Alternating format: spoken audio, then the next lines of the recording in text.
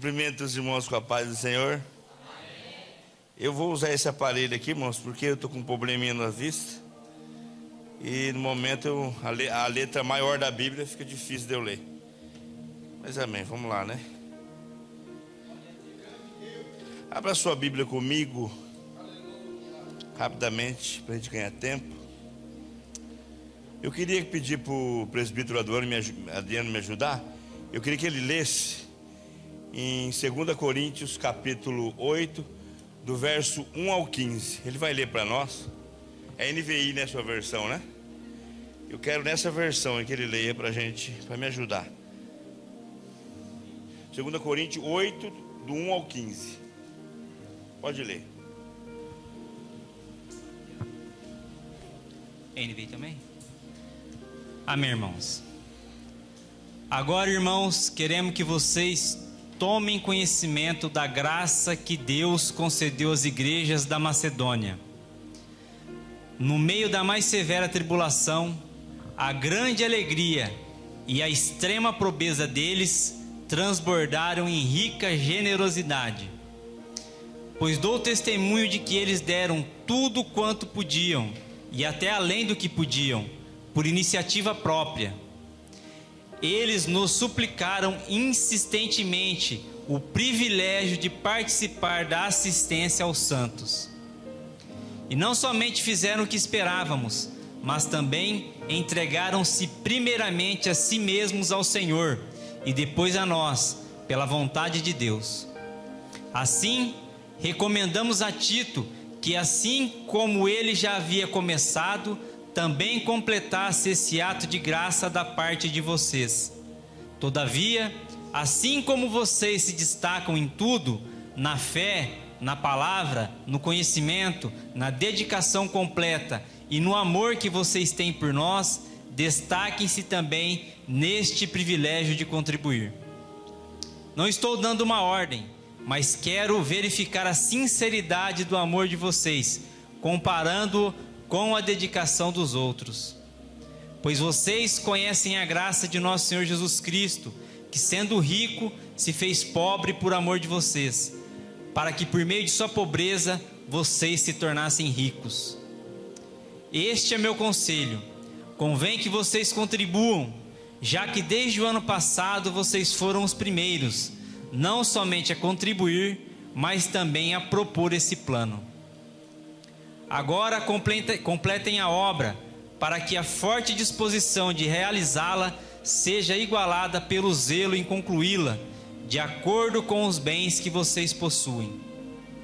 Porque se há prontidão, a contribuição é aceitável de acordo com aquilo que alguém tem, e não de acordo com o que não tem. Nosso desejo não é que outros sejam aliviados enquanto vocês são sobrecarregados, mas que haja igualdade. No presente momento, a fartura de vocês suprirá a necessidade deles, para que, por sua vez, a fartura deles supra a necessidade de vocês. Então haverá igualdade.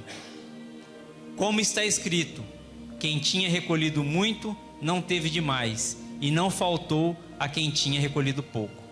Amém. Glória a Deus. Obrigado, Adriano. Irmãos, na época dos apóstolos, houve uma fome muito grande na Judéia, bem na época do imperador Cláudio, né? Aliás, o império do imperador Cláudio sofreu várias turbulências nesse sentido, de falta de alimento.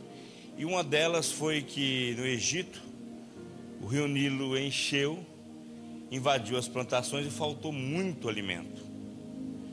Faltou muito, então teve essa catástrofe. No império dele, né, na Grécia, no Egito, na Judéia e em Roma, os principais lugares do império sofreram muito com essa, vamos dizer assim, com essas catástrofes, coisa da natureza. Inclusive, um profeta,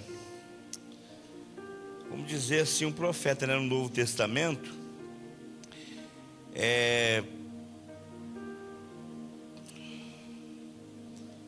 eu acho que está no outro. Peraí. Abra sua Bíblia em Lucas 11, Atos dos Apóstolos 11, no verso 27 e 28. Diz assim: e naqueles dias desceram profetas de Jerusalém para Antioquia, e levantando-se um deles, por nome Ágabo, dava a entender pelo Espírito que haveria uma grande fome em todo o mundo. E isso aconteceu no tempo de Cláudio César, né? Então, nessa época desse imperador, houve essa catástrofe. E Paulo, na época, né, Cláudio era contemporâneo dos apóstolos. E Paulo fez uma viagem a uma das igrejas que ele fundou, Antioquia. E lá ele, como, vamos dizer assim, um pastor fundador, né, ele explicando para os irmãos, conversando com os irmãos sobre a necessidade e sobre esse sofrimento da igreja mãe de Jerusalém, os irmãos resolveram fazer uma oferta, né, se pontificaram a fazer uma oferta. E outras igrejas, né, a igreja de Corinto e as igrejas da Macedônia, bem especificamente a de Filipos e Tessalônica, também, né, resolveram fazer essa oferta. Mas veja bem, além do fator da Judéia passar por essa dificuldade de fome e esse problema que é uma catástrofe que aconteceu, a igreja de Jerusalém, Pedro, né, vamos dizer assim, Pedro arrumou, não vou dizer um problema, porque almas para o reino de Deus não é problema, né?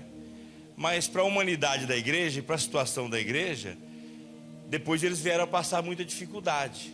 Veja bem, quando a igreja está no cenáculo, no Espírito, onde desceu o Espírito Santo, eles eram mais ou menos 120 pessoas. Vamos colocar com as famílias 200 pessoas ali, de crente, uma média, né? Depois do sermão de Pedro, dos 2 sermões de Pedro, a igreja passou de 200 pessoas para mais de 5.000. Aí vamos entender outra coisa: quantas mil pessoas vinham para Jerusalém na festa de Pentecostes? Dessas, sei lá, 50, 80, 70, 100 mil, não sei. Eu falei com o Sandro hoje, ele fala, é mais de 50 mil, muito mais. 5.000 ou mais de 5.000 aceitaram Jesus. Então a igreja, que era de 200 pessoas, com 2 sermões de Pedro, passou a mais de 5.000 pessoas. Aí eu fiquei pensando, né? Aí o Sandro falou, você está com ar de deboche. Conversando, falei, tem alguma coisa errada, porque hoje nós temos que pregar 5.000 sermão para ganhar 2 almas. Tem alguma coisa que não está batendo aí, né? E ele falou, é uma verdade, não deixe de ser uma verdade. Então eu comecei a pensar. Agora Pedro pregou um sermão cheio do Espírito, e a igreja de 200 passa para 5.000. Por isso a gente não entende, quando a gente vai estudar um pouquinho mais o assunto a fundo, por isso que os crentes não sentiam que os seus bens eram deles. Por isso eles vendiam, porque eles se depararam com 5.000 pessoas espalhadas ali, com fome e com sede.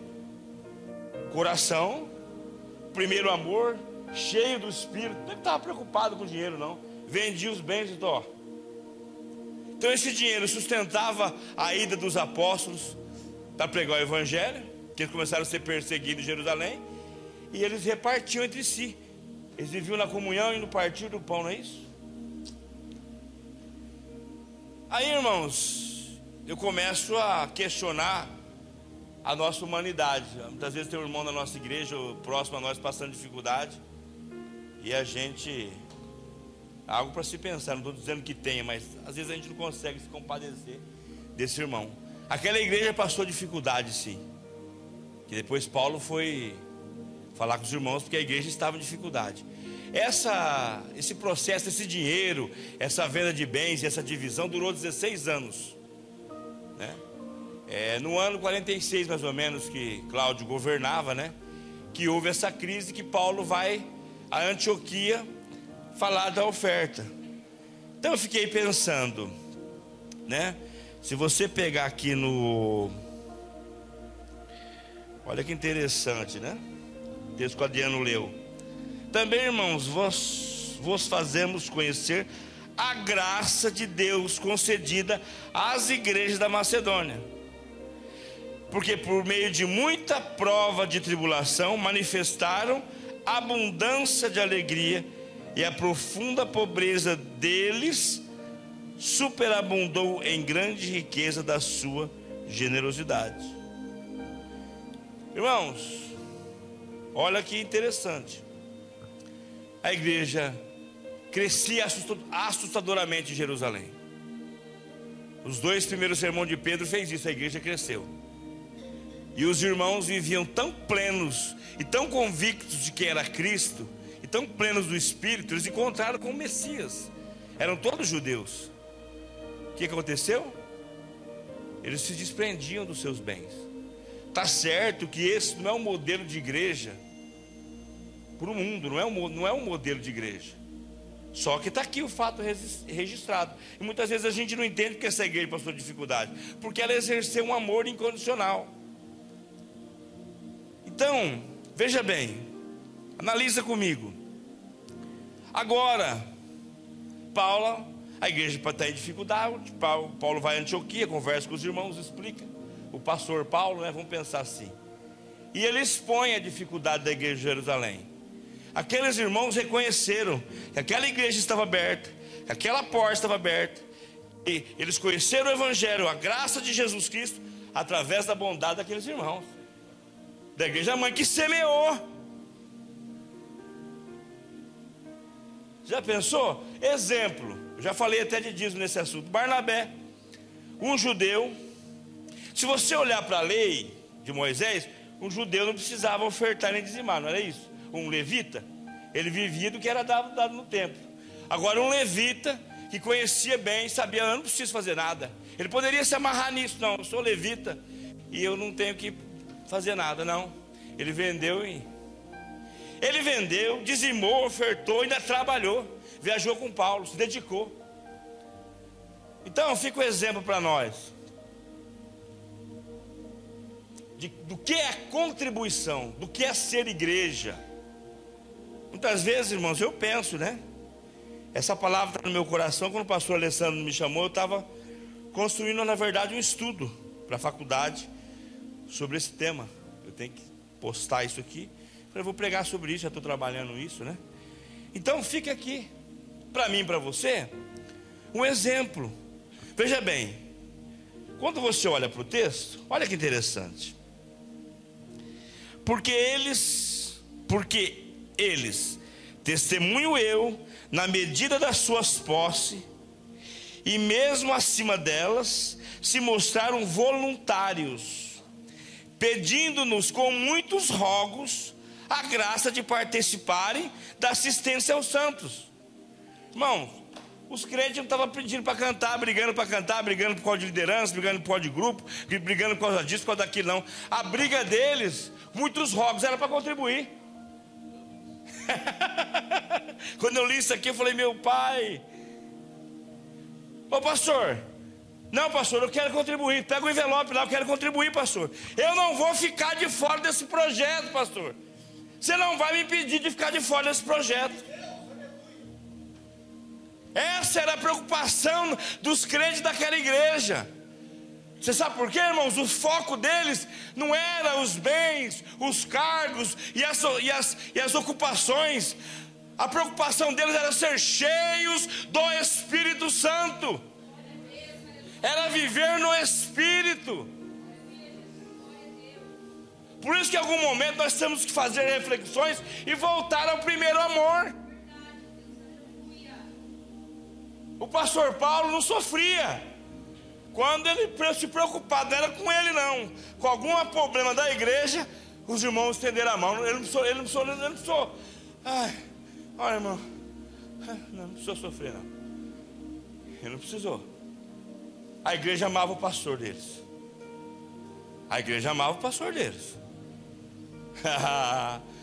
Aí o que acontece? A igreja de Corinto fica sabendo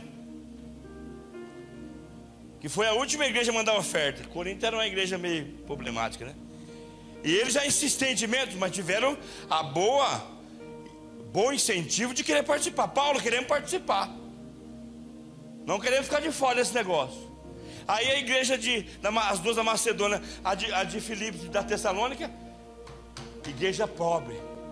Aqui o texto fala: nas suas tribulações, nas suas perseguições, na tribulação, manifestaram abundância de alegria. Essa igreja está sendo perseguida. Essas duas igrejas estavam debaixo de perseguição. Vamos ver o que diz no verso 5. Olha que interessante que diz no verso 5: e não somente fizeram como nós esperávamos, mas também deram a si mesmos, primeiro ao Senhor, depois a nós, pela vontade de Deus. O que é primeiro ao Senhor? Eles dizimaram a sua igreja, ofertaram a sua igreja, e depois foram lá e cumpriram.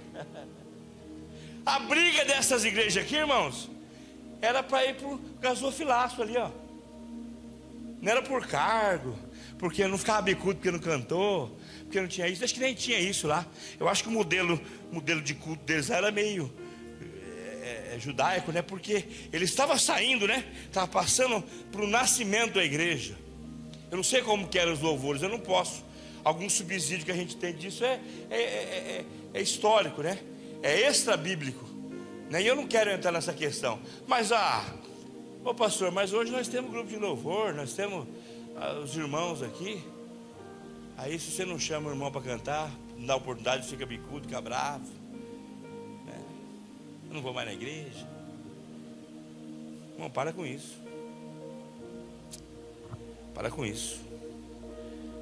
A graça de contribuir, a alegria em participar de uma oferta que vai estender. Eu estou falando isso aqui porque eu não pensei nisso, mas Deus preparou. Nós estamos numa grande obra. Eu falo nossa, porque eu participo também. Estou meio ausente esses dias porque meu pai está por aí. Eu estou dando assistência para ele, para minha esposa, para minha mãe, né? Estou numa fase de tudo, às vezes nem consigo sair de casa. Mas nós estamos numa grande obra e nós não podemos parar. Nós temos que participar disso com alegria. Não deixar o pastor Paulo não precisou. Viu o Alessandro aqui, irmão? Eu estou falando aqui com o envelope. Eu vi ele aqui, tadinho. Falei para o Márcio, meu amigo Alessandro Ribeiro. Se não fosse crente, eu nem estaria aqui. Mas ele é crente, então é uma virtude. É crente esse moço. E sério com as coisas de Deus. Sério. Não brinca com as coisas de Deus, não. Então é o seguinte, tadinho. O apóstolo Paulo não sofreu, não. O apóstolo Paulo chegou lá e falou: ó, nós estamos com a igreja lá, e a igreja está passando dificuldade. 16 anos, eles gastaram todos os seus recursos pessoais para dar assistência aos santos da igreja. Irmão, se moveu o coração da igreja. A igreja prontamente já deu uma oferta à igreja de Antioquia. Depois a igreja de Corinto se prontificou. Depois a igreja de Filipos, de Tessalônica. Isso aí, irmão, não tem coisa maior. Você achando que o que você canta, o que você prega, o que você faz é alguma coisa grande no reino? Isso Deus levanta no outro dia o que Ele quiser para fazer. Agora, a contribuição, irmãos, isso mexe com a mão de Deus. Martim Lutero usava um texto, eu acredito que está em Hebreus, e ele usou muito texto, inclusive ele questionou a carta de Tiago, né? Ele queria que ela nem entrasse no cano, ele queria que ela, mas colocou lá no final, perto do Apocalipse.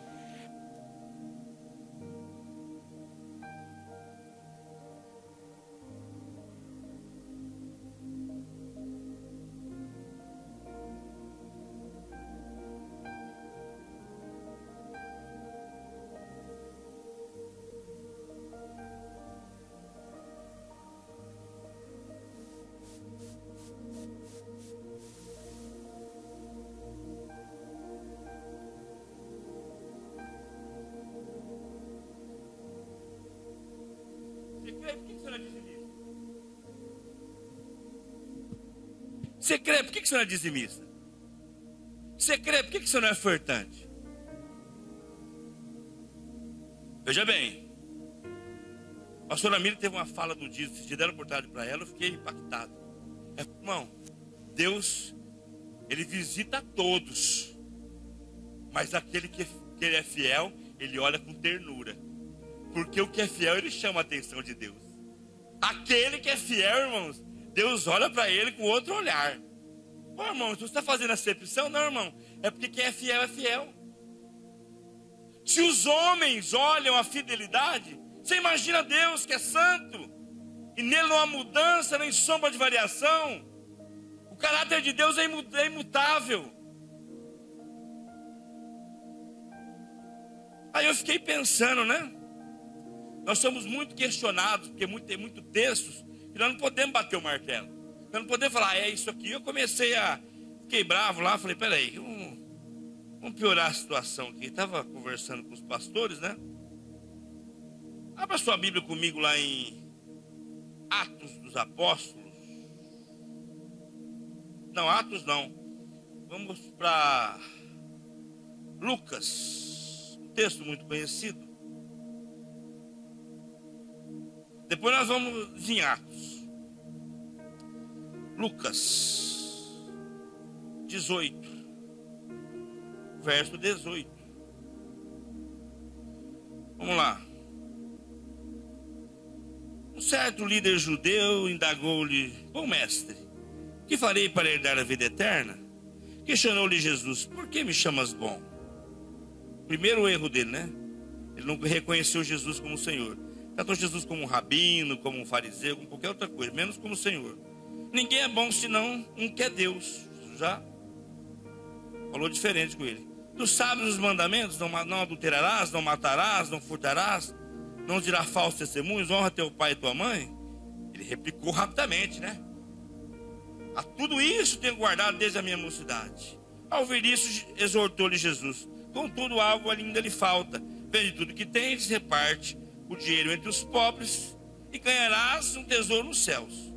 Depois vem e segue-me. Ao ouvir estas orientações, o jovem entristeceu muito, pois era riquíssimo. Você percebeu o que esse homem perdeu aqui? Eu não quero nem falar do ministério que ele perdeu, que eu acho que seria algo muito importante aqui na terra.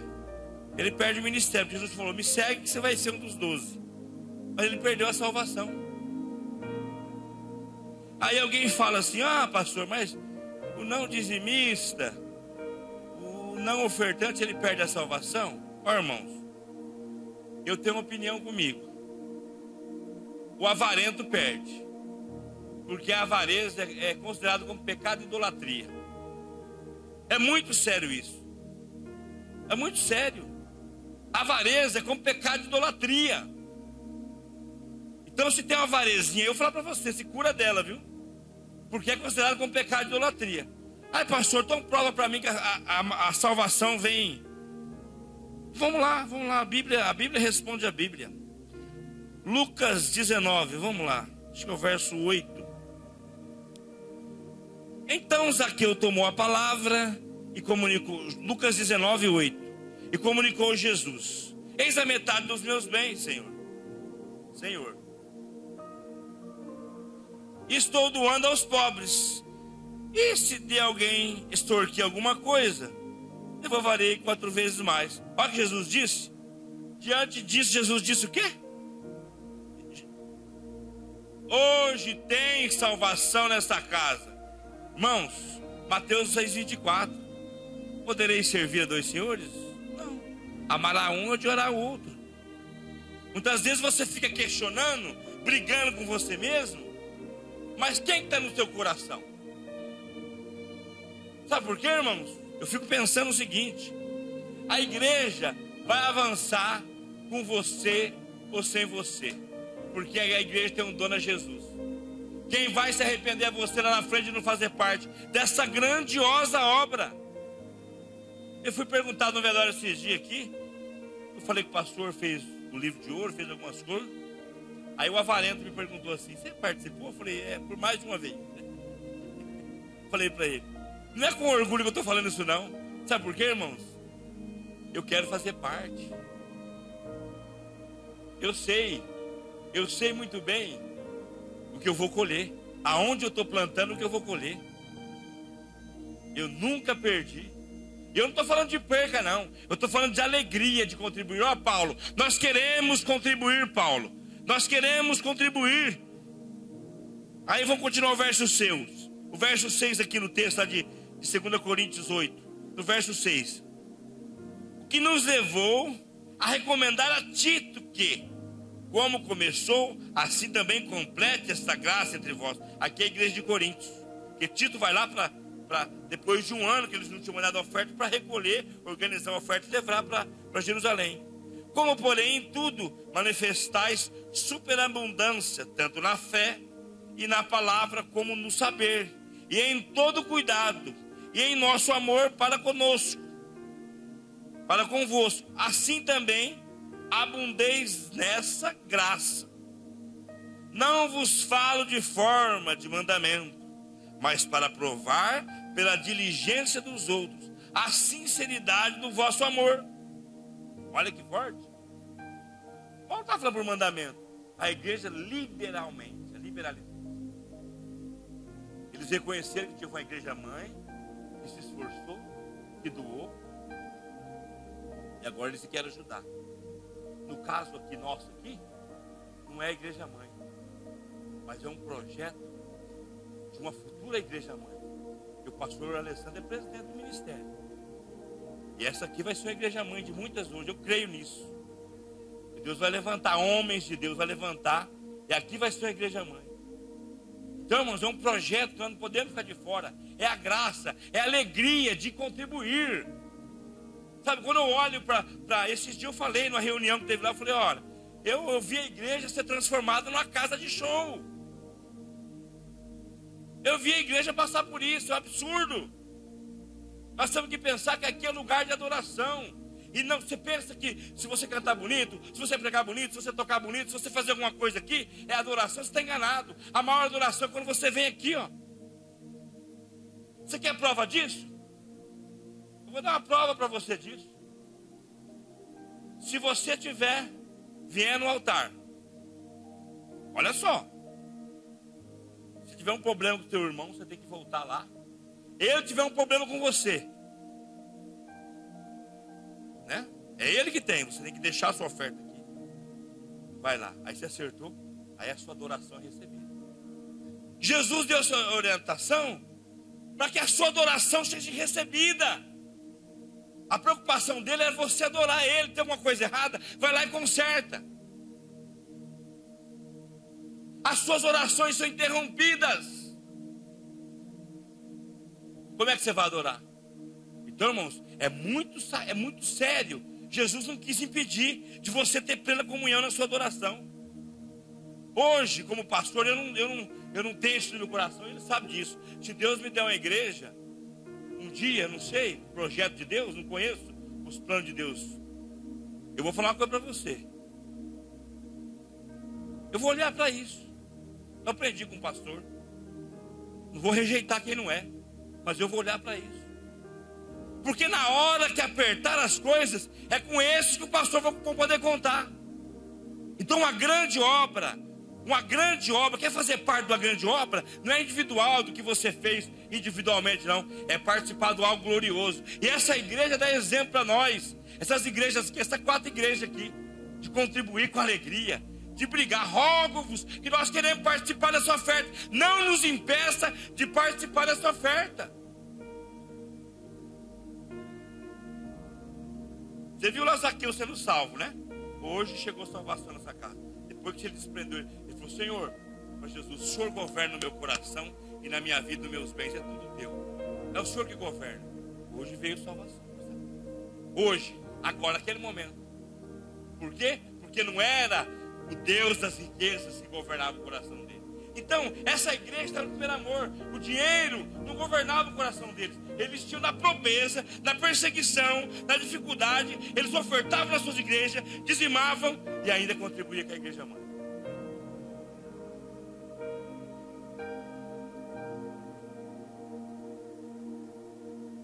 E nisto, não 9, pois conheceis a graça de nosso Senhor Jesus Cristo, que, sendo rico, se fez pobre por amor de vós.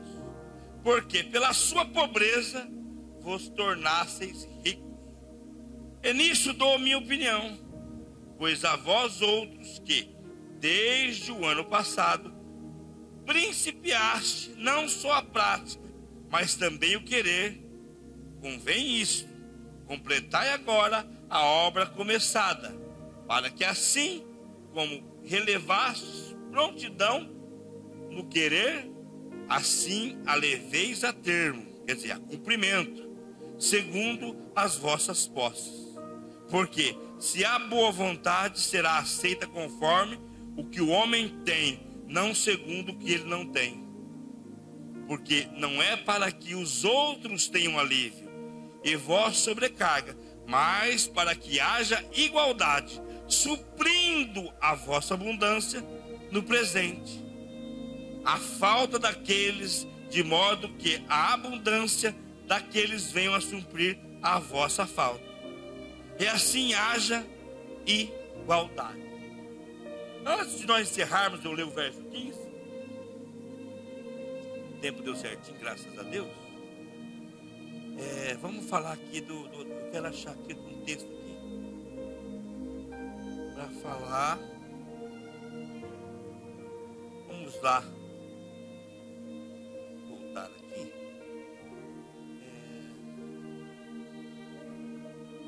Atos dos Apóstolos, capítulo 5, se quiser abrir sua Bíblia, é muito interessante esse texto. Verso 1. Diz assim: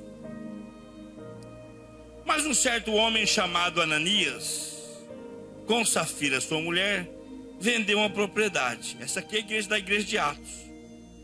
E reteve parte do preço, sabendo também sua mulher, e levando uma parte, a depositou aos pés dos apóstolos. Disse então Pedro: Ananias, por que encheu Satanás o teu coração para que mentisse ao Espírito Santo e retivesse parte do preço da herdade? Guardando-a, não ficava para ti? E vendida, não estava em teu poder? Por que formaste esse desígnio em teu coração? Não mentisse aos homens, mas a Deus. E Ananias, ouvindo isso, essas palavras, caiu morto, expirou, morto. E um grande temor veio sobre todos os que isto ouviram. E levantando-se os moços, cobriram o morto e o transportaram para fora e o sepultaram. E passando a um espaço quase de 3 horas, entrou sua mulher, não sabendo o que havia acontecido, e disse-lhe Pedro, dize-me, vendeste, portanto, aquela herdade? E aquela disse, sim, portanto. Então Pedro disse, por que é que entre vós vos concertastes para tentar o Espírito do Senhor? Eis aí a porta, os pés do que sepultaram teu marido, e também te levarão a ti. E logo caiu aos seus pés e expirou. E entrando os moços, acharam-na morta, e levaram para fora, e a sepultaram junto com seu marido. Irmãos, é um fato único no Novo Testamento. Mas olha o que Deus fez com os avarentos. Sabe por quê? Isso é um pensamento meu. Eles foram em Pedro os dois, e prometeram alguma coisa. Porque a igreja estava vendendo seus bens. Todo mundo com fidelidade. Foram em Pedro e prometeram. Às vezes tramaram, né? Nós vamos lá. Vamos ficar com um pouco para nós, não dá tudo não. Só que Pedro estava pleno do Espírito. A pessoa chega no pastor com uma mentira. Bobinho. O pastor tem o Espírito Santo. Você conta uma mentira aqui, sai da casa dele e fala assim, ixi, você mentiu para mim. Você acha que ele não sabe? Você acha que ele não sabe? Eu sei que ele sabe. E tem o Espírito Santo, irmão, tem discernimento. Agora Pedro, pleno do Espírito, o avarento vem mentir para ele. Aí Pedro deixou bem claro, não mentisse ao homem, mentisse ao Espírito de Deus. Sabe o que aconteceu? Foram mortos. Caiu morto. A avareza promove isso. Talvez nos nossos dias, lentamente. Você acha que pregar, você acha que fazer alguma coisa é sinônimo de comunhão com Deus, de adoração? Irmãos, os israelitas iam 3 vezes por ano ao templo. Você sabe o que eles iam fazer? Sacrificar e levar oferta e dízimo. Só isso. Não tinha cantoria não. Não tinha louvor não, não tinha nada disso não. Eu vinha aqui adorar, sobe no altar, e o sacerdote olhava, opa, tá sem, tá joinha ovelha. Como é que tá a flor da farinha? Tá primeiro o sal, o azeite, o vinho, tá tudo certinho? Então tá, beleza, tá tudo. Tá joinha, pode ir. Aí ele sai do templo feliz, porque ele ofereceu o melhor para o Senhor. Adoração é isso, é oferecer o seu melhor. Você não veio no culto? Pastor, dá aqui a minha oferta. Eu sei, né? Eu sou amigo do pastor. Às vezes o irmão chega e fala, pastor, não fui no culto, mas tá aqui. Você adorou, viu? Ah, mas eu não vinha cantar aqui, pintar, bordar, costurar. Não tem problema. Você veio aqui e adorou o Senhor. Essa é a adoração que Deus quer de mim e de você. É isso que Deus quer de mim e de você. Fidelidade. O justo virá da fidelidade. Se não houver fidelidade, esse dia eu falei na oração da manhã, tem gente que está patinando, pastora Miriam, 20 anos na igreja, não muda nada. Você procura, então ali tem um relatório ali dos dizimistas. Você procura o nome do cidadão lá, nunca teve lá. Vai patinar mais 20. Não vai faltar o pão, vai faltar o leitinho, Deus vai cuidar, vai vir a cesta básica, vai vir ajuda, mas ele não vai avançar. Aí passa 1, passa 2, passa 3, passa 4, passa 5 anos, a vida da pessoa não muda. Irmãos, eu tenho vivido, só para a gente encerrar o último versículo, né? Me encerrar, acabar dando tempo e sair daqui amigo do pastor, continuar amigo dele. É uma mensagem que é difícil dar glória a Deus, eu sei disso. Mas é um ensino para a igreja, porque você acha que eu não tenho falhado? Eu não tenho falha nesse texto aqui? Você acha que eu estou aqui com um fariseu, hipócrita? Não. Tenho falha que eu preciso. O texto falou primeiro comigo. Eu preciso de algumas coisas mudar. Como está escrito, o que muito colheu não teve demais, não sobrou. E o que pouco não teve falta. Sabe por quê? Por causa do amor, do compartilhar. De você, né? Às vezes ver seu irmão passar uma dificuldade, você socorrer ele. Às vezes você vê o pastor desse projeto, dessa obra, ele falou aqui, ó, o dia da feijoada acabou. Fiquei pensando, Jesus dá um projeto novo para ele, estava intercedendo, para a coisa avançar, eu quero ver essa igreja pronta. Mas você percebe que a responsabilidade é da igreja, e é do pouco, da sua luta, da sua dificuldade, daquilo que você tem pouco, Deus vai multiplicar. Não é uma quantidade, ninguém quer que você venda nada. Isso não é modelo de igreja. A igreja fez, glória a Deus, serviu para a época. Hoje é um pouquinho que você dá, Deus multiplica. É um saco de cimento, é uma coisa. E a obra vai crescer. E se você não fizer, Deus vai levantar outras pessoas para fazer. Lá na frente você vai ficar com vergonha. Eu podia ter feito mais. Aí vai passar 10 anos, você vai catar esse livro aqui, ó. Quer ver daqui 10 anos? Catar esse livro aqui, meu nome não está lá. O pastor falou, olha aqui, irmãos, eu tenho aqui, o seu nome não está aqui. Você dizimou, você ofertou e o seu nome está aqui, ó. Se você soubesse o tanto que eu já fui abençoado por colocar meu nome aqui, vocês não fazem ideia. Você não faz ideia. O tanto que Deus me surpreende. Toda semana. E o pastor Jorge falou, meu filho, o que está acontecendo lá? Pastor, eu estou na benção. Não, mas eu tenho uma benção para você. Passa na Retesp lá e eu tenho uma benção. Nem esperava, mas tão susto. Eu tenho uma benção para você lá. Você vai para Barretos, fiz uns cálculos aqui, você passa lá para pegar a benção. Eu quero. Sabe o que é isso aí? É Deus olhando para a nossa fidelidade. Não vale a pena ser fiel a Deus. Então essa palavra aqui, irmãos, é difícil dar glória a Deus. Mas essa é para a gente refletir. Que essas igrejas viviam no primeiro amor. E quando houve alguma obra para ser feita, alguma coisa para ser feita, eles, rogo-vos. Eles, de certa forma, brigavam com Paulo. Não nos impeçam de participar da graça de contribuir. Nós queremos contribuir. Não é tocar, cantar, não. É contribuir. Então fica para você na sua memória que Deus quer fazer através da sua vida. Que você dê lugar ao Espírito Santo para ele fazer, para você participar disso, fazer parte dessa história. Eu não estou aqui pregando isso porque ele é meu amigo, não. É porque é um trabalho da faculdade. E calhou, no dia que ele me convidou, eu falei, mas ele só tem essa palavra e vai ser essa. Então, isso aqui é para ver a obra ir adiante. Amém?